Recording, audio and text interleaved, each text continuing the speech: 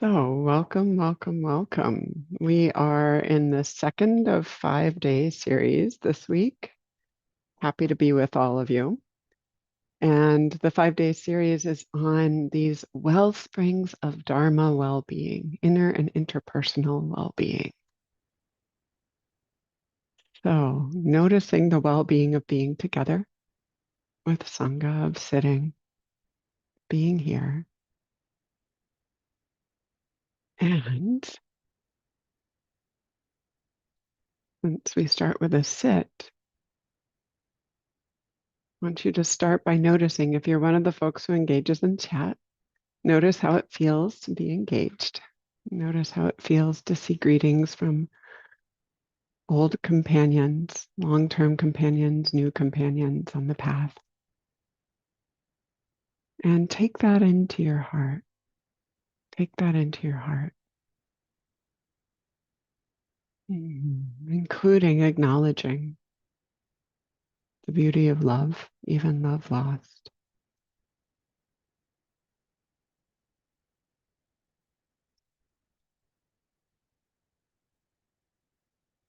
So a warm, heartfelt metta to all of you, especially anyone experiencing loss and grief.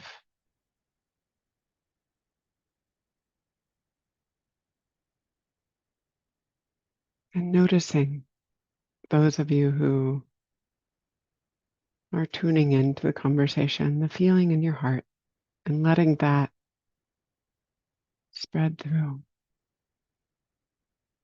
your actions, through your thoughts, through your body.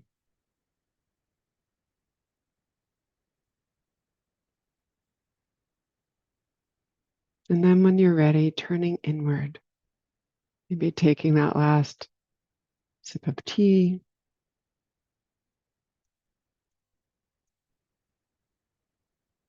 finding a comfortable posture, softening or closing the eyes.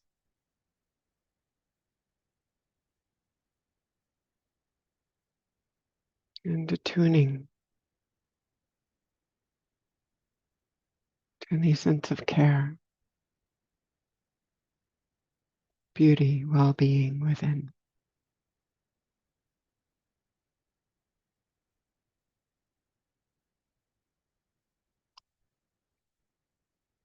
If it's helpful, noticing the way you feel supported, held by the chair or cushion. Perhaps your feet in contact with the floor.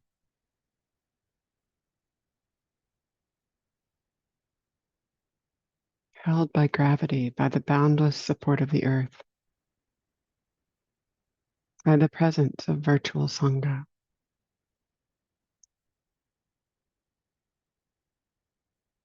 And taking a deep breath or two, longer, slower, gentle breaths.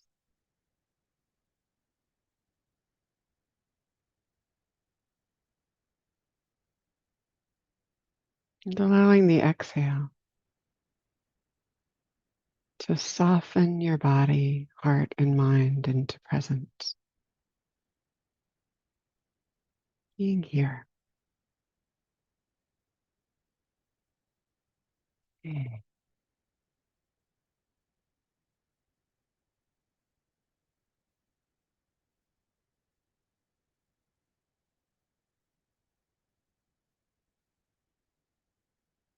And then allowing the breathing to be natural.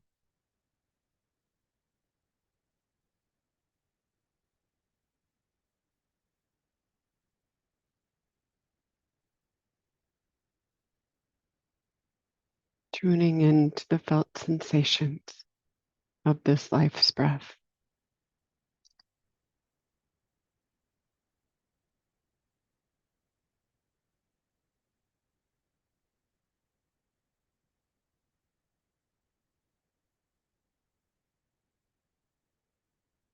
Noticing the ambient temperature, warmth or cool.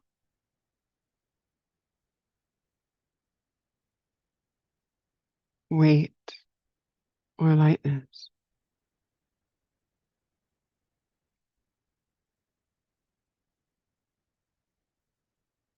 spaciousness,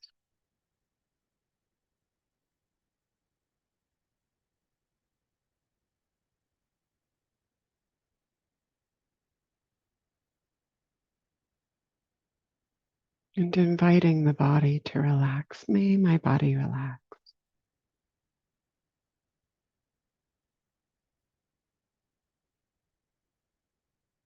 May this heart and mind soften and relax.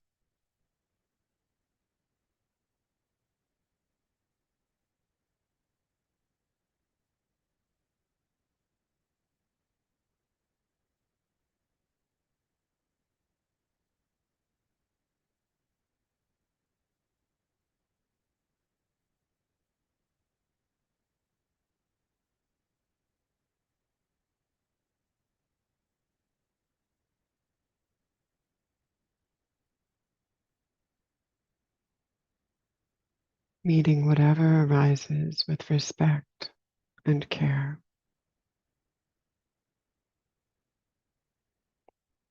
Simple acknowledgement. This too.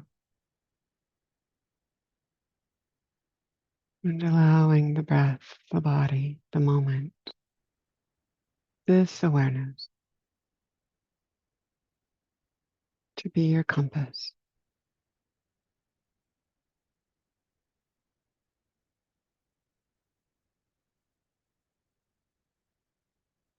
Allowing the moment to flow through.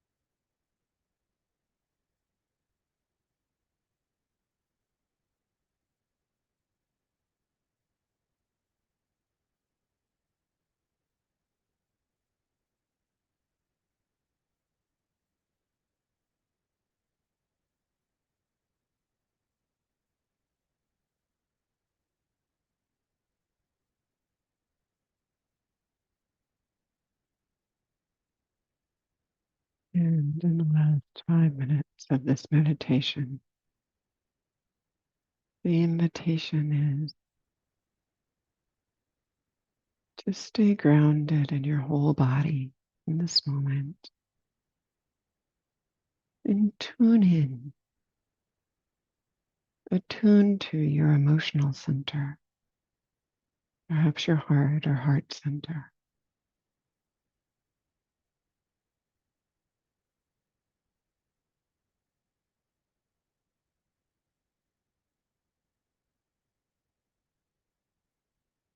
Tuning into whatever intention brings you to practice together today or in general.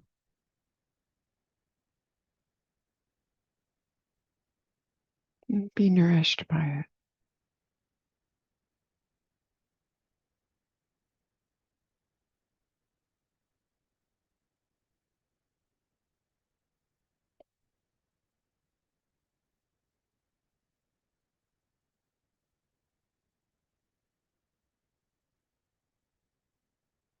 And then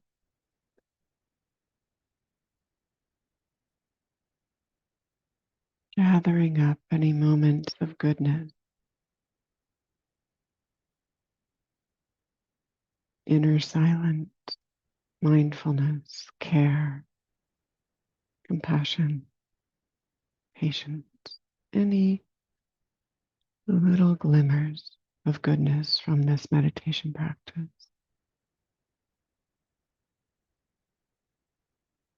And offering them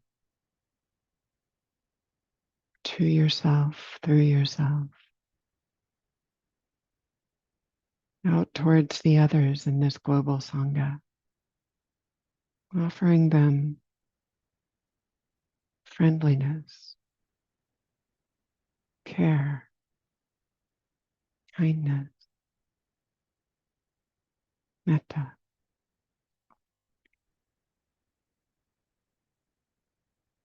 Knowing as you're offering it that you're also receiving it.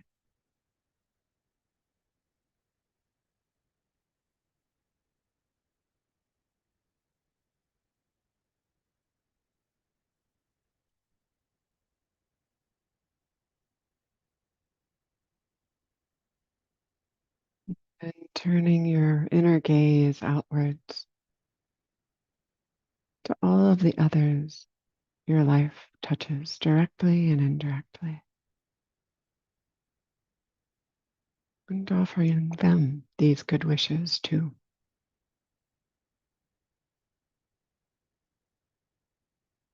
May they be safe,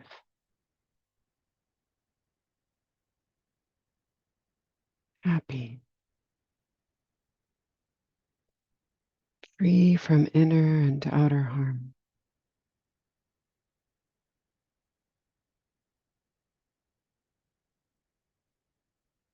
May they be peaceful, know ease, and may they be free.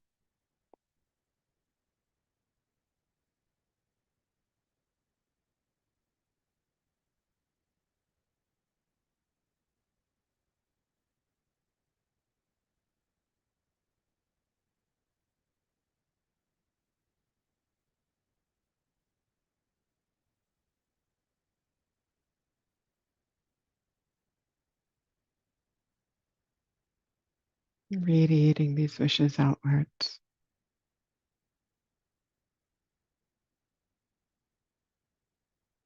And then letting go of them, trusting they will reverberate through your mind, heart, and life.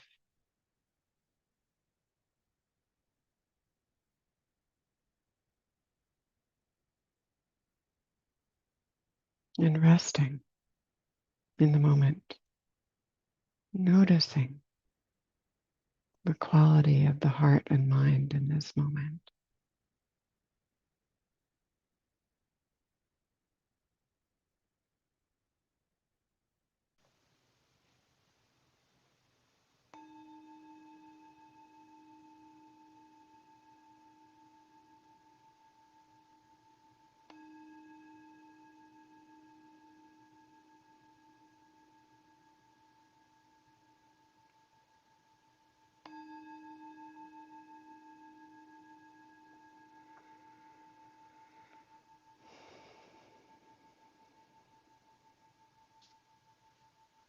Thank you for your practice.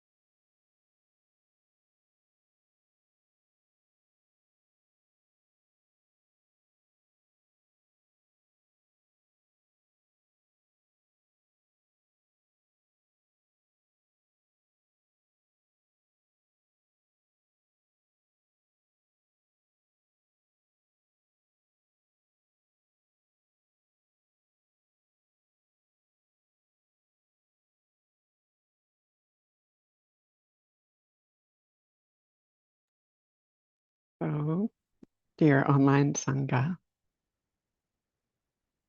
today is the second of 5 days dedicated to exploring wellsprings of Dharma well-being, inner ones, and how they flow from our hearts, our minds, our lives, excuse me, out to the others in our lives. We'll mostly be talking about the internal part, but to keep it in the back of your mind that the benefits of practice in general and the benefits of what we're talking about this week, they naturally spill over, flow into relationships, into others' lives as well. To trust that. So, as I mentioned yesterday, sometimes the Buddha would tell stories about difficult times, past myths, and make recommendations to his followers and particularly to his practitioners for practicing in a way that created an inner home, a sense of an inner homeland or field of goodness. And in this teaching that I'm teaching from, he talked about the way that practitioners can cultivate particular dharmic kinds of well-being and even flourishing. Yesterday, we talked about spiritual power or empowerment, the teaching known as the roads to power. Today, we'll talk about true beauty. And then the rest of the week, heart wealth, happiness, and freedom. So that's the roadmap. And today, as by way of introducing this topic of true beauty, inner beauty, I'm going to continue a Buddhist myth, a fairy tale that I started actually at Insight Santa Cruz last Tuesday. And it's the story of a humble, beautiful, confident woman, Jasmine, the daughter of two flower growers who, based on her confidence, kindness, and generosity, um, meeting King Pasenadi, he fell in love with her immediately. And they eventually became married. And this story happens after that. So she's traveling back to visit her family. And the king has a series of 16 horrible nightmares, all in one night. Those kind of nightmares where there are voices sort of yelling or groaning and it's all kind of confusing and it's very kind of tormented feeling and emotionally laden. And he wakes up that morning quite disturbed. And his wife, who he's become accustomed to relying on for wise counsel, is out of town. She's gone. So he turns to some of the local soothsayers, fortune tellers, advice givers. Maybe they're in the court, maybe they're just in the town, I don't know. And they convince him that his nightmares portend a terrible invasion of the country with mass amounts of suffering, and that the absolute only way, only way for him to prevent this invasion and all of this death and suffering is to hold a big sacrifice. I mean, this is back in the Bronze Ages. This is the ancient times. So the king resists this at first, but he really, really does not want greater harm to befall his country. So he sets his mind on it and he orders preparations to start to be made. So pits are being dug, fire stations are being set up, the animals are being gathered. And it's to all of this hubbub that Jasmine returns. And she looks around and she asks, "What's going on?" And someone tells her, "Oh, we're preparing for this mass sacrifice." And she's like, "Oh, no, no, no, this is terrible." And goes and finds the king. And she can see from how set in his mind he is and how anxious he is that he's not going to listen to her immediately. So she recommends that he go to the Buddha, who he has met before. And on her recommendation, he agrees to seek counsel from the one more sage, this last sage, the Buddha. And in conversation with the Buddha offers a different interpretation of the dreams, one that points to virtuous behavior and that suffering results from killing, and that the suffering that he was experiencing may have been a sense of the suffering others experience when they do horrible wrongdoings. And the Buddha encourages the king not to kill. And the king takes his counsel. There's something about the Buddha's clarity that cuts through his fear and his confusion, his agitation. And he returns and he calls off the sacrifice. And not only that, he bans the practice of animal sacrifice from then on. So I tell this story because Jasmine's role in it, as well as the Buddha's, are significant. Not only are they committed to not killing, they encouraged the king not to do this horrible act. And in the Buddha's teachings, it's beautiful, very beautiful, to refrain from doing harm and to do good. But what's more beautiful than beautiful is to do good and inspire others to do good, inspire others not to harm.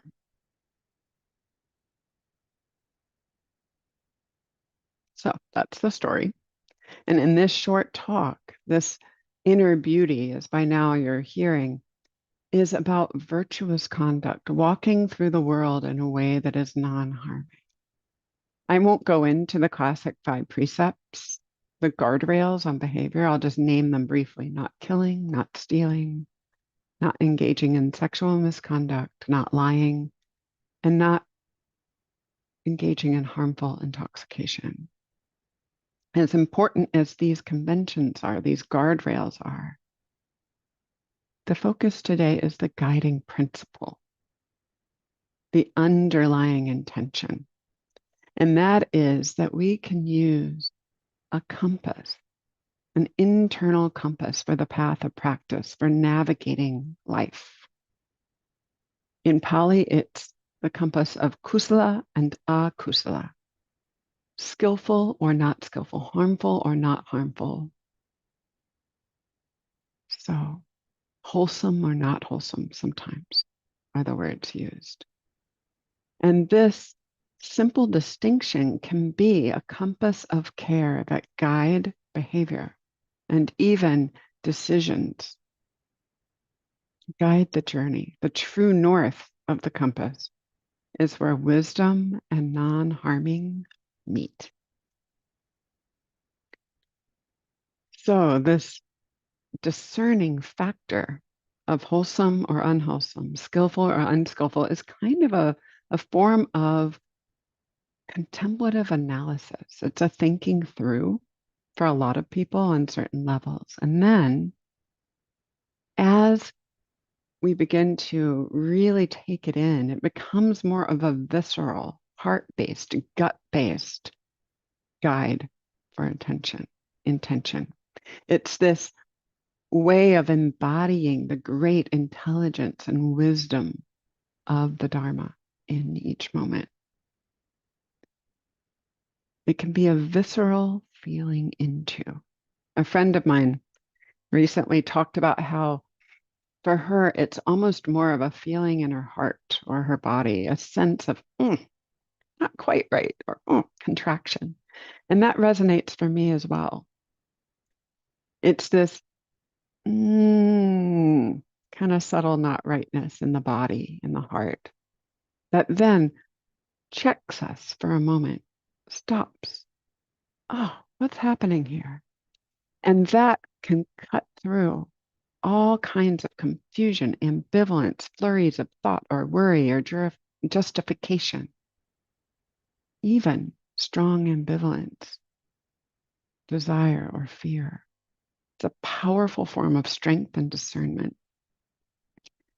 And if there's not a strong gut feeling or heart feeling, sometimes dropping in a simple question can be really helpful. Will this lead to greater benefit or greater harm for myself, for the other person, for both of us, or for everyone concerned? It's that simple question. This kind of respect for non-harming right sizes your relationship with reality. It right sizes our relationship with ourselves, with all other sentient beings. And the benefits can be significant. The Buddha described ease of concentration, better relationships, greater trust in oneself, and greater trust from others. A sense of integration, inner wholeness, and integrity. And finally, the bliss of blamelessness, the bliss, the happiness of not having to worry about having done something wrong. And I'll add, because most of us have not lived perfect lives up to this point, that bliss of blamelessness also spills over into a sense of self-forgiveness. There's more and more subtle levels of mindfulness that come into being in when we start to focus on the inner beauty of virtue. It's a mark of development in the practice. That's something that might be barely noticeable at first, like a human hair in the hand, eventually becomes more like a hair in the eye. Oof. Oh. So I'll close with a short story. Another myth, ancient times, I think ancient India. And this is, in fact, I'm certain it was ancient India. This comes from the Jataka tales. And it's about a king who offered half the treasure of his kingdom and the hand of his daughter, the princess, in marriage to any man who could steal something without anyone at all finding out about it. This announcement was proclaimed throughout the land, and lots of young men started showing up with various items of stolen, purloined treasure, necklaces, chariots, the whole thing, saying, "No one saw me do this. No one knows." And each time the king would say, "Forget about it. Oh, thanks." And people got quite confused, right? Except one day a young man showed up with nothing. And he said, "I don't have anything." And the king said, "Well, why not?" And the man said, "Well, it's not really possible to steal something with absolutely no one knowing about it, because I myself would know about it." And this was the right answer. The king was seeking an heir with wisdom and an heir with integrity. So this little story points to the link between discernment, wisdom, and the beauty of virtue. For a mature practitioner, virtuous conduct becomes more and more of a mindfulness practice, a wisdom practice. And as practice matures completely, it becomes a natural expression of Dharma, of maturity. And that is what the Buddha considered the most profound beauty of all. Thank you so much for your kind attention. Tomorrow, we will talk about happiness. So stay tuned, and thank you for your practice.